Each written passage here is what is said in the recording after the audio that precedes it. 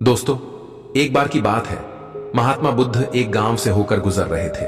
उस गांव में एक तालाब था। महात्मा बुद्ध और उनके सभी शिष्य तालाब के पास आकर रुक गए। तभी वहां पर एक लड़का अपनी मां के साथ पानी भरने आया। उस लड़के की नजर महात्मा बुद्ध पर पड़ी। वो महात्मा बुद्ध को पहले से ही जानता था। वह जानता था कि महात्मा बुद्ध बहुत ज्ञानी है और वो सभी के प्रश्नों का उत्तर देते। वह तुरंत ही महात्मा बुद्ध के पास पहुंचा। उसने महात्मा बुद्ध को प्रणाम किया और कहा, हे बुद्ध, मैं अपने जीवन में कुछ बहुत बड़ा करना चाहता हूं, लेकिन जब भी मैं कुछ करना चाहता हूं तो वो मुझसे संपूर्ण तरह से नहीं हो पाता। मुझे तो कुछ समझ ही नहीं आता कि आखिर में क्या गलती कर रहा हूं। इसलिए मैं आज आपसे यही प्रश्न पूछने आया कि लक्ष्य को पाने के लिए ऐसी कौन सी कठिनाइयां हैं जो हमें पार करनी होगी। महात्मा बुद्ध उस लड़के को देखकर मुस्कुराने लगे और उस लड़के से कहते हैं, जब तक तुम अपने लक्ष्य की ओर कदम नहीं बढ़ाओगे तब तक सफलता से जुड़ा हुआ हर एक प्रश्न, हर एक उत्तर अधूरा है।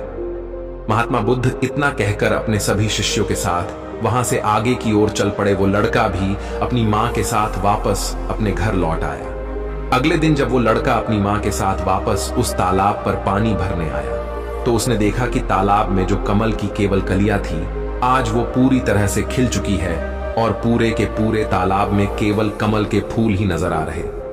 उस लड़के की मां को अपनी आंखों पर यकीन नहीं हो रहा था। उस पर उसकी मां कहती है, बेमौसम इतने सारे फूल एक साथ खिलना, ऐसी घटना तो मैंने आज तक नहीं सुनी। ऐसा अवश्य ही महात्मा बुद्ध के यहां पर आने के कारण हुआ है, अर्थात ये उनका ही प्रभाव है। ये सुन वो लड़का सोच में पड़ गया। उसने तुरंत ही तालाब से एक कमल का फूल तोड़ा और मन ही मन ये सोचने लगा, यदि यह महात्मा बुद्ध के प्रभाव के कारण हुआ है तो मुझे अवश्य ही महात्मा बुद्ध से मिलना चाहिए। शायद हो सकता है कि वो मुझे कुछ प्रेरणा देना चाहते हैं। ऐसा सोचते सोचते उस लड़के ने यह भी मन बना लिया कि वह महात्मा बुद्ध से अवश्य मिलेगा। और साथ ही उसके मन में महात्मा बुद्ध की वो आवाज गूंज रही थी कि जब तक तुम लक्ष्य की ओर कदम ही नहीं बढ़ाओगे तब तक सफलता से जुड़ा हर प्रश्न, हर उत्तर अधूरा है। तभी उस लड़के ने वह कमल का फूल एक छोटे से मटके में रख लिया और उसने मन ही मन यह मन बना लिया कि वह महात्मा बुद्ध से मिलकर रहेगा और उसके मन में जो भी प्रश्न है वह उनसे उनके उत्तर जानकर रहेगा। उस लड़के ने तुरंत ही अपनी मां से कहा, मां, मैं महात्मा बुद्ध से मिलने जा रहा हूं। वो अब तक बहुत आगे नहीं निकले होंगे। यदि मैं जल्दी जल्दी चलूंगा तो एक दिन में उन तक पहुंच ही जाऊंगा और फिर एक दो दिन में मिलकर मैं वापस घर लौट आऊंगा। उसकी मां ने उसे समझाने की कोशिश की, लेकिन वो लड़का नहीं माना। वो तुरंत सफर की ओर निकल पड़ा। वो मार्ग पर तेजी से आगे बढ़ रहा था। जल्दी जल्दी चलते हुए उसने बहुत कम समय में अपना गांव पार कर लिया, लेकिन अब इसी कारण वो थकने भी लगा था और उसकी रफ्तार भी धीमी पड़ रही थी। उस लड़के का जोश भी अब खत्म होता जा रहा था। धीरे धीरे चलते चलते वह जंगल के रास्ते आ पहुंचा और जंगल को देखकर उसके मन में एक डर उत्पन्न हुआ। उसने सोचा कि मैंने आज तक कभी जंगल पार नहीं किया है और इस जंगल में तो कई जंगली जानवर भी हैं। यदि मैं रास्ता भटक गया तो मैं महात्मा बुद्ध तक कभी नहीं पहुंच पाऊंगा, और यदि मैं किसी गलत रास्ते पर चला गया तो मुझे कम से कम 2 दिन और लगेंगे महात्मा बुद्ध तक पहुंचने के लिए, और यदि वो मुझसे बहुत आगे निकल गए तो मुझे बाकी रास्ते भी पता नहीं चल पाएंगे और फिर मैं उनसे कभी नहीं मिल पाऊंगा। वो लड़का इसी सोच विचार में पड़ा हुआ था। तभी उसने देखा कि उसी रास्ते से एक घुड़सवार आ रहा था। लड़के ने उस घुड़सवार से कहा, भाई, मुझे जंगल पार करवा दीजिए। मुझे महात्मा बुद्ध से मिलना है। मुझे ये कमल उन्हें देना है। क्या आप मुझे जंगल पार करवा सकते हैं? इस पर सवाल कहता है, बेटा देखो, मैं तुम्हें ले तो नहीं जा सकता, लेकिन मैं तुम्हारी मदद जरूर कर सकता हूं। यदि तुम चाहो तो यह कमल वाला मटका मुझे दे दो, मैं इसे महात्मा बुद्ध तक पहुंचा दूंगा। उस घुड़सवार की यह बात सुनकर वो लड़का एक बार फिर से सोच विचार में पड़ गया और सोचने लगा, यदि मैं पैदल जाऊंगा तो मुझे बहुत समय लग जाएगा और पता नहीं मैं महात्मा बुद्ध तक पहुंच भी पाऊंगा या नहीं। अगर मैं ये कमल वाला मटका घुड़सवार को दे देता हूं तो ये घुड़सवार घोड़े से बहुत जल्दी महात्मा बुद्ध तक पहुंच जाएगा और उन्हें यह कमल जरूर दे देगा। इससे मेरा काम भी आसान हो जाएगा और मेरा काम बहुत जल्द पूरा भी हो जाएगा। काफी कुछ सोच विचार करने के बाद उसने तय किया कि वो ये कमल का फूल उस घुड़सवार को दे देगा। ये सोचकर उस मटके को उस घुड़सवार को थमाने ही वाला था कि तभी उसे याद आया कि इस कमल के पीछे उसका क्या उद्देश्य है, वो किस मकसद से इस कमल को महात्मा बुद्ध के पास ले जा रहा है। तभी उस लड़के के मन में एक और विचार उत्पन्न हुआ, यदि मैं इस कमाल को लेकर महात्मा बुद्ध तक नहीं पहुंचा तो फिर मेरा जो प्रश्न है मैं उनके उत्तर कैसे जान पाऊंगा। और हो सकता है कि मुझे मेरे जीवन में बस ये एक ही मौका मिला है जिसमें मैं महात्मा बुद्ध से मिल सकता हूं और अपने सभी प्रश्नों के उत्तर पा सकता हूं। हो सकता है कि दोबारा मुझे ये अवसर ना मिले, इसलिए मैं ये मटका नहीं दूंगा। मैं इसे स्वयं ही महात्मा बुद्ध तक पहुंच जाऊंगा। काफी कुछ सोच विचार करने के बाद उसने घुड़सवार से कहा, देखिए, ये मटका तो मैं खुद ही उन तक ले जाना चाहता हूं, क्योंकि मेरा उनसे मिलना बहुत जरूरी है। मेरे मन में कई प्रश्न हैं जो मैं उनसे जानना चाहता हूं, इसीलिए यह फूल मैं ही उन्हें दूंगा। इसलिए कृपया करके मुझे जंगल से बाहर निकलने का रास्ता बता दीजिए, मैं स्वयं ही चला जाऊंगा। इस पर उस घुड़सवार ने उस लड़के को जंगल से बाहर जाने का रास्ता बता दिया और उस मार्ग पर आगे की ओर बढ़ चला। वो जल्दी जल्दी मार्ग में आगे बढ़ रहा था और देखते ही देखते शाम का वक्त भी होने आया था। तभी उस लड़के के मन में एक और विचार आया और वो ये सोचने लगा, यदि शाम के वक्त मैं इस जंगल में भटक गया तो मेरा क्या होगा, मैं महात्मा बुद्ध तक कैसे पहुंच पाऊंगा, और अगर मैं उनसे नहीं मिल पाया तो मेरी यात्रा बेकार हो जाएगी। इससे तो अच्छा होता कि मैं उस घुड़सवार को ही ये मटका दे देता, वह उसे महात्मा बुद्ध तक अवश्य पहुंचा देता। मुझे तो घर लौट जाना चाहिए था, यही मेरे लिए बेहतर होता। इस प्रकार उस लड़के के मन में तरह तरह के विचार उत्पन्न हो रहे थे। ऐसा होगा तो क्या होगा, वैसा हो जाएगा तो क्या होगा, यदि मैं भटक गया तो क्या होगा। तभी उस लड़के ने उस कमल की ओर देखा। उस कमल से ही उसे महात्मा बुद्ध की याद आई। महात्मा बुद्ध के चेहरे पर वो असीम शांति थी, उसे महात्मा बुद्ध की वो मुस्कान याद आई। तभी उसके मन में एक और विचार उत्पन्न हुआ, जिनके आने से हमारे तालाब में इस प्रकार अनेक को फूल खिल गए, जिसके साथ होने से हमारे मन को प्रेरणा मिलती है, जिनके चेहरे पर वो असीम शांति है, जिनसे मिलकर मेरा मन शांत हो जाता है। यदि मैं उनसे मिल पाऊं तो मुझे कितना कुछ सीखने को मिलेगा। ऐसा सोचते ही उसके मन में एक बार फिर से महात्मा बुद्ध से मिलने की प्रेरणा जाग उठी और वो निश्चिंत होकर अपने मार्ग में आगे की ओर बढ़ता चला जा रहा था। काफी दूर आगे चलने के बाद जंगल खत्म होने लगा। तब उसने महसूस किया कि जब जब वो अपनी इस यात्रा का उद्देश्य याद करता है, जब ये याद करता है कि वो महात्मा बुद्ध से क्यों मिलना चाहता है, तब तक उसके राह की मुश्किलें कम होने लगती हैं। और यही वास्तविकता है, यही हम सभी के साथ होता है। फिर चाहे वो कोई छात्र हो या फिर व्यापारी, जब जब इंसान खुद पर शक करता है, खुद पर संदेह करता है, तब तक वह रुकावटें बड़ा रूप ले लेती है। और जब हम अपने लक्ष्य को याद रखते हैं, अर्थात अपना उद्देश्य याद रखते हैं, तब तक वो रुकावटें हमारे सामने छोटी पड़ जाती है और हम उसे आसानी से पार करके अपने लक्ष्य की ओर आगे बढ़ चलते। इस पर उस लड़के ने यह महसूस किया कि उसे अपना लक्ष्य याद रखना है, उसे अपना उद्देश्य याद रखना है और छोटे छोटे कदमों से आगे की ओर बढ़ते जाना है। उसके बाद उस लड़के ने सारी चिंताएं छोड़ दी। वह केवल सफर पे आगे की ओर बढ़ता जा रहा था, लेकिन इस बीच वो चलते चलते काफी थक चुका था। और जैसे ही उसने जंगल पार किया, तभी जंगल के ऊपर उसे एक छोटी सी कुटिया नजर आई। वहां पर एक सुंदर स्त्री रहती थी। लड़का काफी थक चुका था और उसे बहुत जोरों की प्यास लगी थी। वो लड़का उस कुटिया में गया। वहां पर उस स्त्री से उसने पानी मांगा। इस बार उस स्त्री ने उस लड़के को पानी पिलाया। तभी वह स्त्री उस लड़के से कहती है, आखिर तुम महात्मा बुद्ध से क्यों मिलना चाहते हो? इस पर वह लड़का कहता है, मेरे मन में कुछ प्रश्न हैं और मैं उन प्रश्नों का उत्तर जानना चाहता हूं और मेरे पास केवल ये एक ही अवसर है, इसलिए मुझे उनसे मिलना ही है। वह लड़का उसी तरह से अपनी बातें कर ही रहा था। उधर दूसरी तरफ उस स्त्री के मन में उस लड़के के प्रति प्रेम जाग रहा था कि उस लड़के को पसंद करने लगी थी। वो लड़की उस लड़के को रोकना चाहती थी।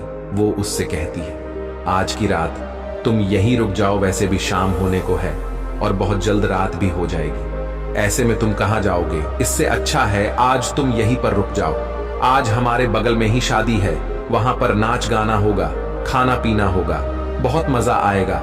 इसलिए आज रात तुम यहीं पर रुक जाओ। उस स्त्री के मुख से यह सुनकर वो लड़का यह समझ चुका था कि यह स्त्री मुझे पसंद करती है और वह बहुत सुंदर भी है। उसकी सुंदरता को निहारते हुए वो लड़का मन ही मन ये सोच रहा था कि यदि मैं इस तरह से दोस्ती कर लूं तो मेरा जीवन तो समझ जाएगा, मुझे जीवन का मजा आ जाएगा, और वैसे भी आज रात तक तो मैं महात्मा बुद्ध से मिल भी नहीं पाऊंगा, तो क्यों ना मैं यहीं पर रुक जाऊं। तभी उस लड़के ने जवाब देते हुए कहा, मैं कुछ देर में सोचकर बताता हूं। लड़का इस विषय पर सोच ही रहा था कि तभी उसके मन में एक बार फिर से महात्मा बुद्ध की वो बात याद आ गई और उसे यह एहसास हुआ कि मैं इतनी दूर से यहां पर क्यों आया हूं। उसने मन ही मन खुद से प्रश्न किया, क्या मैं यहां पर इतनी दूर इस लड़की से मित्रता करने आया था? नहीं नहीं, ये मेरी मित्र नहीं बन सकती। क्या भरोसा आज को इसका मन मुझ पर आया है और कल को किसी और पर आ गया तो मैं क्या करूंगा। लड़के ने तुरंत ही उस कमल की ओर देखा, तभी उसे उसका उद्देश्य याद आ गया और उसने तुरंत ही यह निर्णय लिया कि वह आगे की ओर बढ़ेगा। उसने उस लड़की को साफ साफ मना कर दिया और अपने मार्ग की ओर आगे बढ़ चला। जब वो आगे की ओर जा रहा था तभी उसे अपने इस निर्णय पर अफसोस हो रहा था। उसे ऐसा लग रहा था यदि उसे महात्मा बुद्ध ना मिले तो उसके हाथ से ये स्त्री भी चली जाएगी। इस बात का उसे बहुत मलाल था, लेकिन वह धीरे धीरे मार्ग में आगे बढ़ता गया। कुछ दूर आगे जाने के बाद जब उसका मन शांत हुआ तब उसे इस बात का एहसास हुआ कि यदि वह उस स्त्री के पास रुक जाता तो वह अपने उद्देश्य में कभी सफल नहीं हो पाता और उसकी ये यात्रा बेकार हो जाती, उसकी इतनी मेहनत व्यर्थ हो जाती। और तब उसे एक और चीज का एहसास हुआ कि जो भी व्यक्ति या फिर वस्तु हमें अपने उद्देश्य से भटकाने का प्रयास करे, हमें उससे तुरंत ही दूर हो जाना चाहिए। हमें अपना उद्देश्य याद रखना चाहिए कि हमने ये सफर क्यों शुरू किया था और हम अपनी मंजिल पर क्यों पहुंचना चाहते हैं। वो लड़का ये सब सोच विचार कर आगे की ओर बढ़ता जा रहा था। रात्रि का वक्त होने वाला था और वो लड़का तेजी से अपने मार्ग में आगे की ओर बढ़ता जा रहा था। तभी उसे मार्ग में एक बुजुर्ग व्यक्ति मिले। उसने उस बुजुर्ग व्यक्ति से पूछा, बाबा, मैं महात्मा बुद्ध से मिलना चाहता हूं और पिछले गांव में मुझे किसी ने बताया कि वो इसी मार्ग से आगे की ओर बढ़े थे। क्या आप मुझे बता सकते हैं वो किस तरफ गए हैं? इस पर वो बुजुर्ग व्यक्ति उस लड़के से कहते हैं, बेटा, तुमसे कोई गलती हो गई है, तुम्हें कोई गलतफहमी हुई है। यहां से कोई भी आशी मुनि नहीं गए हैं। हो सकता है कि रास्ते में कोई और मोड़ हो जिस पर तुम्हारा ध्यान ना गया हो। वो आशी मुनि उसी रास्ते से गए होंगे। ये सुन वो लड़का घबरा गया। अभी कुछ ही घंटों पहले तो मैंने उस बस्ती को पार किया था। यदि मैं वापस गया तो मैं बहुत पीछे हो जाऊंगा और अब तो अंधेरा भी होने को है। मेरे पास ना तो कोई रहने का कोई साधन है और ना ही खाने पीने का। मेरी तो पूरी यात्रा बेकार हो गई। मुझे तो लग रहा था कि मैं महात्मा बुद्ध से अवश्य मिल लूंगा, लेकिन अब लगता है कि यह मुमकिन नहीं है। मैं उनसे नहीं मिल पाऊंगा। इस प्रकार के कई विचार और उस लड़के के मन में उमड़ने लगे।